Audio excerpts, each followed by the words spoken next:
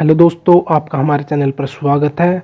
तो आज हम इस वीडियो में बात करते हैं जो एसएससी न्यू सीटी है 10 गुना कैसे पोस्ट वाइज और सीटी संशोधन का कोई फ़ायदा नहीं है। मतलब बहुत सी ऐसी चीज़ है जो बार बार रिपीट होंगी। कैंडिडेट कई कई ग्रुपों में एक जैसे एक ग्रुप में कई बार कैंडिडेट रिपीट होंगे और दूसरी की सीट भी रोकेंगे, इससे कम कैंडिडेट आएंगे। तो इस वीडियो में पूरी जानकारी हम देंगे, तो वीडियो से बने रहें।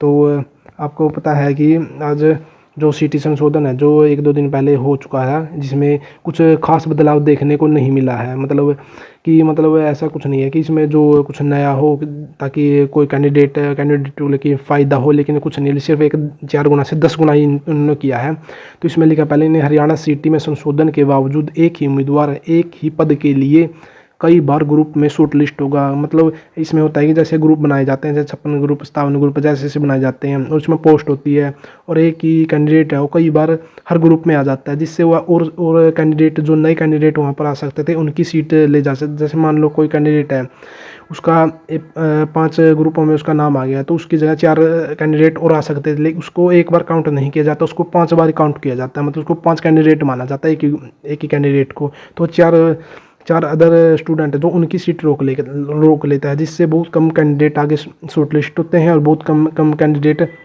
आगे एग्ज़ाम में बैठ सकते हैं। पिछली बार 4 गुना में भी यही प्रावधान हुआ था और बहुत से कैंडिडेट इसमें जो एग्ज़ाम देने से वंचित रह गए थे। तो यहाँ पर आप देख सकते हैं जैसे कुल पद 24,620 कुल टोटल पद थे, जिसके लिए सिर्फ 50,566 उम्मीदवार ही शॉर्ट लिस्ट हुए थे। लेकिन होने कितने थे, मतलब इसके 4 गुना के हिसाब से 96,880 शॉर्ट लिस्ट होने थे। मतलब यह है कि एक कैंडिडेट कई बार रिपीट हो गया वहीं पर।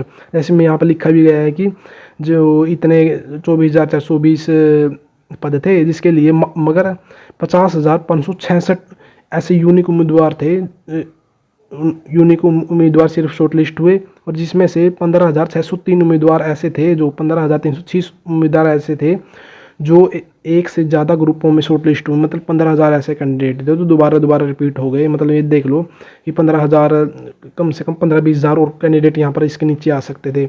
और इसके अलावा यहाँ जो 535 कैंडिडेट ऐसे थे जो 3 से अधिक बार रिपीट हो गए हैं। इससे मतलब बहुत से कैंडिडेट है जो इससे बाहर हो जाते हैं और बार बार कैंडिडेट वहाँ पर रिपीट होते चले जाते हैं। इस तरह होता है। तो इसमें आप पहले ये भी लिखा हुआ है कि जो पहले 4 गुना का प्रावधान था वो उम्मीदवार रिपीट होते थे, लेकिन अब 10 गुना कर दिया। लेकिन आपको पता है 10 गुना हो या 4 गुना हो या 8 गुना हो, कैंडिडेट अगर इनकी पॉलिसी सही नहीं है तो कैंडिडेट बार बार रिपीट होंगे ही और दूसरे की सीट पर वे आएंगे, और इससे बहुत ही कम कैंडिडेट आगे जो है मतलब आगे मेंस में बैठने का बहुत कम कैंडिडेटों को मौका ही मिलेगा, क्योंकि एक ही कैंडिडेट को बार बार रिपीट किया जाता है। इसमें बात कर लें जो मतलब एक और इसमें मुद्दा है जो आरक्षण भी इसमें एक मुद्दा है। सीटी क्वालिफाई करने में समस्या का हल हो सकता है। मतलब आरक्षण भी एक इसमें बहुत बड़ा मुद्दा है, क्योंकि आपको बताइए जो रिजर्व कैटेगरी है ना उसकी कट ऑफ है जो जनरल कैटेगरी से ऊपर चली जाती है, जो कि नहीं होना चाहिए।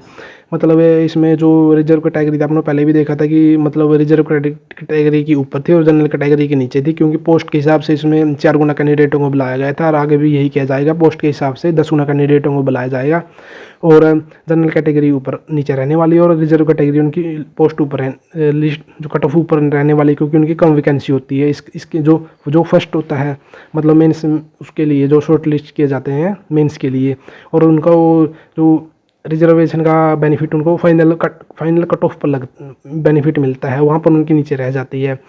तो यहाँ पर ये है, मतलब इसमें लिखा गया है कि वैसे यह एक ही चीज़ इसमें है कि मतलब क्वालिफाई कर देते हैं तो ऐसी कोई भी समस्या नहीं होगी। मतलब जो आरक्षण की मुद्दा है, कट ऑफ का जो है मुद्दा है, इसमें कोई भी नहीं होगा अगर आप क्वालिफाई कर देते हैं।